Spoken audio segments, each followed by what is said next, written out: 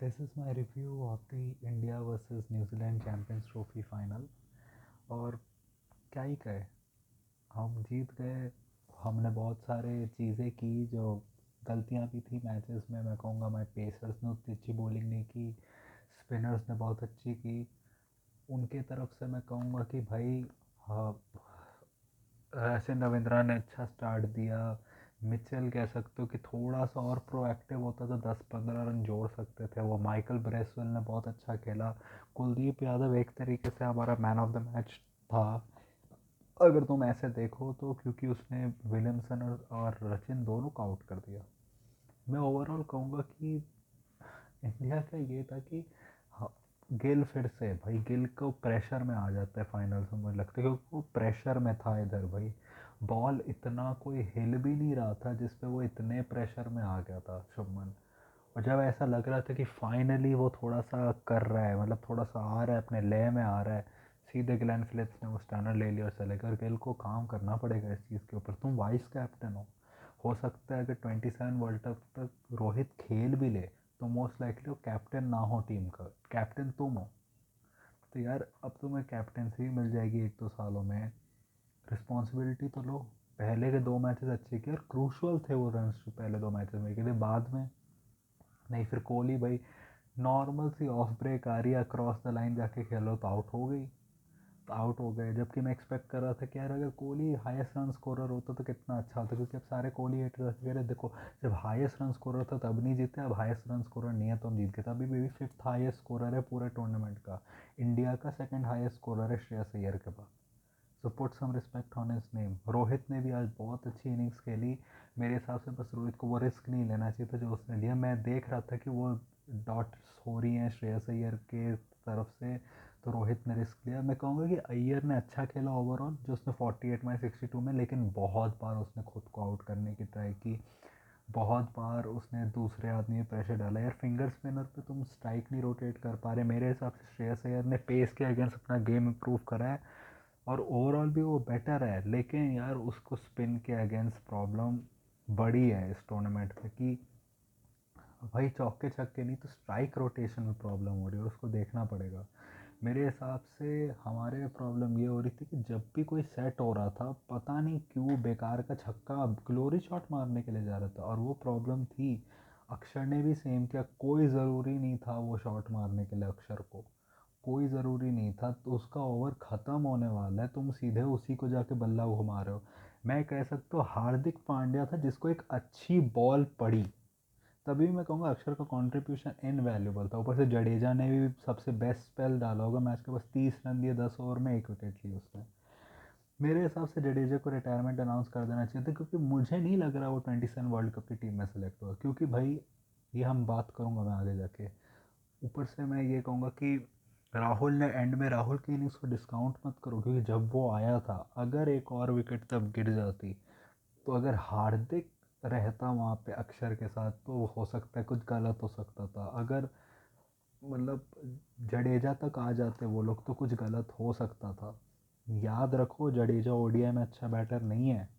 Jadeja 8 number का batter है अच्छा ओडीआई में, मैं कह सकता हूँ। इतनी उसकी बैटिंग है कि 8 पे बैटिंग कर सकता है, लेकिन वो ट्रस्टेबल नहीं। केएल ने जो संयम दिखाया, और संयम दिखाने के साथ भी जो उसने 1-2 शॉट्स मारी उसने उसने बिल्कुल काम कर दिया नर्व्स को। क्योंकि हार्दिक एक बीच में बहुत डॉट्स ले रहा था, ये हार्दिक ने भी एक छक्का एक चौका मारा, जिससे कि आई थिंक जब उसने वो छक्का चौका मारा ना तो हो गया था कि अब हम जीत जाएंगे। जबकि तब भी उसको अच्छा बॉल पड़ा, वो आउट भी हुआ, लेकिन हमने अच्छा किया। एंड में जडेजा था ही, एंड में जडेजा ने चौका मार के ख़त्म कर दिया गेम। ये कह सकते हो न्यूजीलैंड ने बहुत अच्छा फाइट बैक किया। मतलब 105 या 6-4 से सीधे 2 विकेट जल्दी ले जाना, फिर उसके बाद से मैच को लास्ट ओवर तक ड्रैग करना, डिस्पाइट तुम्हारा जो मैट हेनरी है वो इंजर हो गया, वो बहुत बड़ी बात है। रोहित का मैं कहूँगा, रोहित डिटर्मिंड लग रहा था आज। और ये तब होता है जब भी रोहित डिटर्मिंड लगता है ना, बिल्कुल ऐसे वो ठीक है, उसके 1-2 शॉट कह सकते हो जैसे कि लप्पेबाजी थे, उसके अलावा सारे शॉट थे कि अग्रेसिव थे वो, कि मैं आगे जाके मारूंगा, लेकिन सर्टन था उसका कि ये तो मेरा लगेगा ही शॉट। ये कोई वो नहीं है कि मैंने सीधे आके ऐसी बल्ला घुमा दी, ये शॉट मेरा लगेगा, और रोहित ने वो किया। मैं कहूँगा शामी की परफॉर्मेंस अच्छी नहीं थी, शामी ने ही रन्स खाए, हार्दिक ने और खाता लेकिन उसके उतने ओवर्स हुए नहीं। कुलदीप का सेकंड स्पेल उतना अच्छा नहीं था, लेकिन फर्स्ट स्पेल जो उसने किया उसने गेम ही को वहाँ पे कर दिया। वरुण ने भी अच्छा किया, आके उसने भी ली एक विकेट, आई थिंक शायद एक या दो विकेट, एक विकेट ली थी शायद, तो उसने भी किया काम। लेकिन मैं दाद देना चाहूँगा कि एक चीज़ ये भी कि अब शामी को रेस्ट पे भेजो भाई। इंडिया मैच जीत गया, Shreyas Iyer highest run scorer, अब मोस्ट लाइकली सेंट्रल कॉन्ट्रैक्ट में वापस आ जाएगा, अब मोस्ट लाइकली उसको बी का कॉन्ट्रैक्ट मिल जाएगा, B+ का। लेकिन भाई वो फॉर्मेट एक ही खेलता है, क्या तुम उसको B+ कॉन्ट्रैक्ट देना चाहोगे उसको? क्योंकि वो टेस्ट में तो है नहीं, जो टेस्ट में है नहीं, T20 में भी नहीं है, मोस्ट लाइकली मुझे नहीं लगता उसको दोनों फॉर्मेट से कमबैक कभी भी हो पाएगा। तो तुम उसको कौन सा कॉन्ट्रैक्ट दोगे? मुझे उसको लगता है B मिल जाएगा उसको कॉन्ट्रैक्ट, वो एक ही फॉर्मेट खेल रहा है लेकिन उसका पक्का प्लेयर उसको मिल जाएगा। मेरे हिसाब से भाई राहुल के लिए रिडेम्पशन कि उसने मतलब कि यहाँ तक जो हुआ वर्ल्ड कप में, फिर उसके बाद आके सेमीज़ और फाइनल्स में जो उसने मेजर्ड नॉक खेली, ज़्यादा डॉट्स में नहीं आया, जब उसको लगा कि मेरे को शॉट मारना तो शॉट मारा, वरना सिंगल्स लिए, क्रीज पर लगा रहा, उसने अपने आप को एक हद तक रिडीम कर लिया है। एक चीज़ उसने दिखाई कि भाई वो एटलीस्ट उसका माइंड सेट अब थोड़ा थोड़ा बदल रहा है, 6 पे आके जो उसने किया। जबकि मैं अभी भी कहूँगा वो 6 का प्लेयर नहीं है, वो 5 का ही प्लेयर है ज़्यादा। लेकिन मे बी शायद उसको ये सिचुएशंस बेटर सूट करती कि अगर 50 रन चाहिए 50 बॉल में या 60 बॉल्स में, और एक दो ही बैटिंग पैर है, शायद वो उसमें थोड़ा ज़्यादा उसका दिमाग मतलब मेंटली उतना वीक ना होता हो, ये भी हो सकता है। और फिटिंग था कि जडेजा ने आखिरी चौका मारा जो 2017 के चैम्पियंस ट्रॉफी में हुआ, जैसे हार्दिक को रन आउट करवाया, जैसे चीज़ें हुई उसके बाद आके यहाँ पे एंड करना, 2013 में गोल्डन बॉल था, यहाँ पे तुम मतलब एंड करना अपना चौके से, फिर मैच में इतना इम्पोर्टेंट स्पेल डालना जैसे बस 30 रन देना, मेरे हिसाब से बहुत अच्छा। ये कह सकते न्यूजीलैंड ने अपने रिसोर्सेज को बहुत अच्छे से यूज़ किया, जो थे उनके रिसोर्सेज। शायद शायद वो पेसर्स को थोड़ा पहले ला सकते थे, जब अय्यर और अक्षर क्रीज पे आए थे, शायद वो उनको पहले ला सकते थे तो। लेकिन ये भी बात है, नेथन स्मिथ को इतना मार दिया था रोहित ने कि उसको मैच से ही बाहर कर दिया था तब नेथन स्मिथ को, क्योंकि वो वापस ही नहीं ले आ पाया उसको। Rachin man of the tournament जीत गया, जो इन अ वे कह सकते हो डिज़र्व कह सकते हो कि उसकी पिंडी की मतलब कि पाकिस्तान के पिचेस पे आई थी, लेकिन स्टिल उसने रन मारे, तो in a way you can say deserve, क्योंकि उसने विकेट्स भी लिए फिर। अब तुम कह सकते हो विकेट्स ऐसे आ गई वैसे आ गई, लेकिन विकेट्स आई तो उसको मिल गए तो हो गया। मेरा तो ये है कि अब हम अगर बात करें कि आगे जाके क्या होना है, एक बात ये कि मैं तो अभी से अपना प्रेडिक्शन कर देता हूँ, जो मेरी 2027 की स्क्वाड होगी वर्ल्ड कप की, जो मुझे अब देख के लग रहा है इन सब स्टेटमेंट से।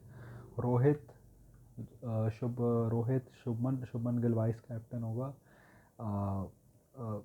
विराट कोहली, श्रेयस अय्यर, KL राहुल, अक्षर पटेल हार्दिक पांड्या, नीतीश कुमार रेड्डी, कुलदीप यादव, जसप्रीत बुमराह, फिर उसके बाद अर्शदीप/मोहम्मद सिराज, हर्षित राणा, ऋषभ पंत, वरुण चक्रवर्ती वरुण चक्रवर्ती और यशस्वी जायसवाल। ये मुझे लगता है आपकी स्क्वाड होगी, जिसमें मोस्ट लाइकली आपका कैप्टन शुभमन गिल होगा, ऋषभ पंत तो मैंने बोला है, शुभमन गिल होगा, और आपका वाइस कैप्टन ये लोग अय्यर या राहुल में से किसी को बना देंगे, मुझे यही लगता होगा। क्योंकि देखो इसमें से कुछ लोग तो हट गए, जैसे वॉशिंगटन सुंदर हट गया, मुझे लगता है जडेजा इसलिए हट जाएगा क्योंकि एक तो जडेजा का एक तो स्पिनर्स के वो होगा नहीं ज़्यादा, दो स्पिनर हम खिलाएंगे, उसके ऊपर से जडेजा का ना तो रिकॉर्ड ओवरसीज़ उतना अच्छा रहा है, साउथ अफ्रीका में ज़्यादा खेला नहीं लेकिन ऐसे भी उसका अच्छा नहीं रहा है, और अक्षर वे बेटर बैटर है जडेजा से, जिसको ये लोग अब मुझे लग रहा है परमानेंटली 5 पे सेट करना चाह रहे हैं। मुझे नहीं लग रहा है कि ये लग रहा है इन अ वे टेम्प्रेरी अरेंजमेंट है मे बी दुबई को देख के, लेकिन आई थिंक इनको अगर उसमें पोटेंशियल दिख रहा है अक्षर पे कि 5 बैट कर सकता है, जबकि मैं भी कहूँगा वो प्रॉपर 5 का बैटर नहीं है, लेकिन अगर आप उसको कर रहे हो तो मे बी आप उसको लॉन्ग टर्म रखो, क्योंकि आपको फिर वरना उसको एज ए स्पिनर नहीं खिलाना होगा वो तो। और ये भी बात है कि उसकी बॉल इतनी तो ठीक है कि उसका उतना रोल भी नहीं होगा साउथ अफ्रीका में, तो आपको वरी करने की बात भी नहीं कि यार अक्षर उतना अच्छा बॉलर भी नहीं। और जडेजा आपको बैटिंग उतनी नहीं ऑफर करता। नीतीश कुमार रेड्डी इसलिए क्योंकि आप अगर 4 पेसर खेलोगे तो मोस्ट लाइकली आप 3 तो स्पिनर नहीं खेलोगे, तो मोस्ट लाइकली एक तो आपको बैठेगा। तो जो तीसरी स्लॉट होती है जो जनरली जैसे जडेजा को जाती है कुछ, वहाँ नीतीश कुमार रेड्डी आ जाएगा और मोस्ट लाइकली इसको ये लोग नीचे बैटिंग करवाएंगे कि तू नीचे आके शॉट्स मार अपने कर। वरना आप नीतीश को 5 पे खिला सकते हो, वो प्रॉपर बैटर है, लेकिन अगर वो देख रहे हैं कि हमें एक लेफ्ट हैंडेड चाहिए बीच में, तो मे बी ये लोग अक्षर के साथ ही जाए और नीतीश कुमार को 8 वाट पे खिला दे और उससे बॉलिंग करवा दे, चौथा पेस ऑप्शन बना के उसको। ये कर सकते हैं। मैंने अर्शदीप सर सिराज इसलिए बोला कि सिराज अभी भी कम बैक कर सकता है, ये मत भूलोगे हमारा वो नंबर 1 ओडीआई बॉलर था बहुत टाइम के लिए, और अर्शदीप ने तो ज़्यादा खेला भी नहीं है, तो मोस्ट लाइकली वो हो सकता है। हर्षित मुझे लगता है स्क्वाड में होगा। Most likely 2 front line pacers मुझे लगता होंगे, वो होंगे बुमराह और अर्शदीप या सिराज में से एक। नहीं, मुझे लगता है बुमराह होगा और फिर उसके साथ हर्षित राणा होगा, क्योंकि हर्षित राणा की एक तो दिखाई भी कि डेथ में वो कैसी बॉलिंग करता, तो उसको तो लेंगे ये लोग। तो और उससे थोड़ी बहुत करवा लेंगे ये लोग ओपनिंग में बॉलिंग, और फिर 1-2 ओवर करवाएंगे ज़्यादा नहीं, और वहाँ पे ले आएंगे हार्दिक पांड्या को। और मुझे लगता है भाई केएल तो खेलेगा ही 6 पे। मुझे बात है कि अगर अय्यर शायद ना खेले, अय्यर में भी सेलेक्ट हो जाए, लेकिन अगर उनको देखे कि पिचेस पे ये नहीं चल रहा, तो ये सीधे ऋषभ पंत को वहाँ डाल देंगे। क्या करेंगे कि वहाँ से अक्षर को नीचे कर देंगे बैटिंग ऑर्डर में, और एनकेआर को 5 पे कर देंगे, अय्यर को 4 बार, ऋषभ को 4 बार पे कर देंगे। ये कर देंगे, और मुझे लगता है यही स्क्वाड होगा। यशस्वी जायसवाल होगा स्क्वाड में, लेकिन वो मेरे को लगता है कि वो 15 में बैठेगा। वरुण और कुलदीप में से मुझे लगता है जो ज़्यादा फॉर्म में होगा वो वाला खेलेगा और दूसरा वाला बैठेगा। यही मेरे को लगता है आपकी ओनिया स्क्वाड आगे जाते हो, और इसी के हिसाब से प्लानिंग होगी, क्योंकि मुझे लगता है कि रोहित रोहित ने तो अनाउंस कर दिया कि रिटायर नहीं कर रहा। तो मोस्ट तो यही मेरे को लगता है, और अब हमें देखना है कि भाई इसका मतलब है कि देखो कितने हमें 15 मैचेस या 17 मैचेस हैं हमारे, आई थिंक अगले ओडीआई वर्ल्ड कप तक। तो इसमें आप अभी से प्लानिंग शुरू करनी होगी हमें कि वहाँ पे कैसा होना है, क्योंकि आपको पता नहीं साउथ अफ्रीका में या तो आपको बड़ी फास्ट वाली जिसमें थोड़ी स्विंग बॉलर्स को हेल्प हो रही है वैसी पिच मिल सकती है, आपको फ्लैटीज भी मिल सकती है। लेकिन अगर आपको फ्लैटीज मिली तो फ्लैटीज पे भी आप स्पिनर्स को तो खिलाओगे नहीं, पेसर्स को ही खिलाओगे। तो उसके हिसाब से आपको स्क्वाड सेट करने है कि क्या होगा। फिर आपको इसका मतलब है कि जायसवाल को अब ये जो आपकी ओडीआई सीरीज आएंगी उसमें आपको चांसेस उसको देने पड़ेंगे खेलने के लिए, क्योंकि ज़रूरी है। अब ये सब आपके फ्यूचर है, तो आपको इनको ज़रूरी है चांस देना। मेरे को तो यही देखने की कोहली आराम से खेल लेगा मुझे लगता है 27 तक, तब भी यार 2 साल से ज़्यादा है। क्या ये दोनों फॉर्म में रहेंगे? क्योंकि ये भी है, कोहली ने इस चैंपियंस ट्रॉफी में 50 से ऊपर का एवरेज था।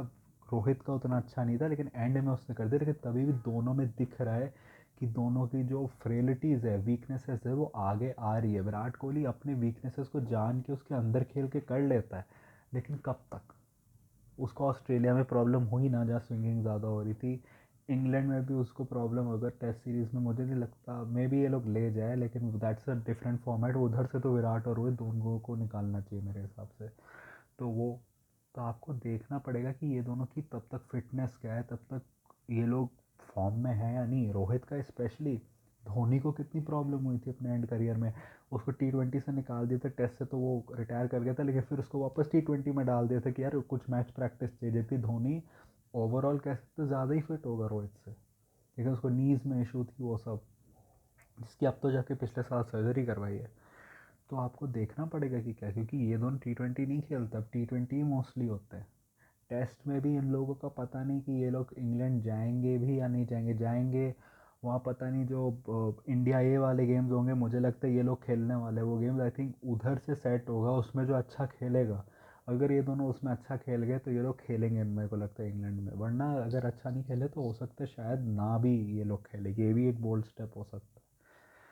तो आपको देखना पड़ेगा कि क्या करना है आपको, क्योंकि फॉर्मेट्स इनके कम होंगे। जो ये फॉर्मेट ओडीआई का खेलने वाले उसके मैचेस उतने नहीं हैं, अगर आप 2 साल को टोटल करके करो तो प्रॉब्लम्स होंगी। आपको देखना पड़ेगा, और आपको अपने नए टैलेंट जो आपके बेंच पे है उनको मौका देना पड़ेगा, क्योंकि वॉशी हो ये सब नहीं होंगे। जडेजा से आपको आगे बढ़ना पड़ेगा, इसलिए नहीं कि वो बूढ़ा हो गया है भाई, उसको टेस्ट में ज़्यादा दो चांस। मेरे हिसाब से अगर वो ओडीआई से रिटायर कर जाए और बस टेस्ट में फोकस करे तो बेटर है, क्योंकि अगर टेस्ट में फोकस करता है तो मेरे हिसाब से वो 2-3 साल और खेल सकता है, और हमें ज़रूरत है उसकी, क्योंकि टेस्ट में हमारी टीम बहुत नीचे चले गई है और हमारे पास उतने प्रूवन प्लेयर्स नहीं रह गए हैं जो बहुत टाइम से खेल रहे हैं जिन पे हम ट्रस्ट कर सकते हो। जडेजा उनमें से एक है।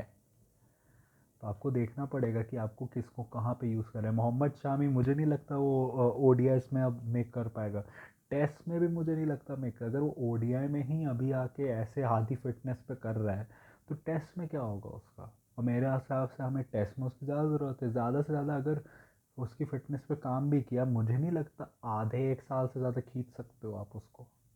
अगर आप चलो आप उसको इंग्लैंड ले भी गए, 1 या 2 मैच खिला दोगे, वो भी मुझे लगता है कि थोड़ा सा गैप करके, सिर्फ 1 कंसेक्यूटिव खिला नहीं पाओगे, 1-2 मैच खिला दोगे फिर रिटायर ही करवा दोगे मुझे लगता है, जैसे उसका हो रहा है। तो ये हमारी चैलेंजेस है आगे देखने के लिए। कैप्टनसी का भी क्या आप चाहोगे कि आपका एक 40 ईयर ओल्ड कैप्टन हो, क्योंकि आपको कैप्टनसी भी राइट टाइम पे देनी होती है। गिल अभी कितना है, 26-27, जब तक ये आएगा वर्ल्ड कप वो तब तक हो जाएगा 28-29-30। आप क्या चाहोगे कि अब वो 30 पे कैप्टन बने? थोड़ा सा तो यंगर पे बनाओ, 1-2 साल पहले बनाओ। मेरे हिसाब से जब हमारा ओडीआई वाला एशिया कप आएगा उधर मेरे हिसाब से शुभमन गिल को कैप्टनसी दे देनी चाहिए, या फिर उससे 1-2 सीरीज़ पहले दे देनी चाहिए शुभमन गिल को ओडीआई की कैप्टनसी। अभी से प्लान बनाना चाहिए कि कैप्टनसी की सक्सेशन क्या होगी आगे जाकर। रोहित शायद मे बी बहुत कम चांस है वो ट्राई करेगा, लेकिन एज अ प्लेयर मेक कर जाए। ऐसा कैप्टन मुझे नहीं लगता कि उसको करना चाहिए, क्योंकि हमें ये नहीं कि अच्छा कैप्टन ही अच्छा है भाई, 2 ट्रॉफीज जिता दी, लेकिन आपको फ्यूचर के बारे में भी सोचने कब एक राइट टाइम होता है किसी को कैप्टन बनाना। आप जितने भी सक्सेसफुल हो जाए, एम एस धोनी कितना बहुत सक्सेसफुल था, इवेंचुअली विराट को कैप्टनसी उसने दी चैंपियंस ट्रॉफी से पहले ना। मेरे हिसाब से तो शायद उसको पहले दे देनी चाहिए थी, लेकिन उसने दे दी चैंपियंस ट्रॉफी के बाद। मेरे हिसाब से जो T20 वर्ल्ड कप हुआ था 2016 में, उसके बाद ही उसको दोनों फॉर्मेट की कैप्टनसी दे देनी चाहिए थी उसको, लेकिन दी ना, तो आपको वैसे ही करना पड़ेगा इधर भी। तो बहुत चैलेंजेस है, लेकिन देखते क्या होता है। कॉन्ग्रेचुलेशंस टू एवरीवन, मुझे बहुत अच्छा लगा, मैं बहुत हैप्पी हूँ। अब आईपीएल का आ रहा है, अब उसमें कोई बैगेज नहीं रहेगा, सब अच्छे से रहेंगे और बहुत मज़ा आने वाला है। सो अगर आपको ये वीडियो अच्छा लगे लाइक करें, शेयर करें, सब्सक्राइब करें। आपको नहीं अच्छा लगता तो उनसे शेयर करें जिनको अच्छा लगता हो।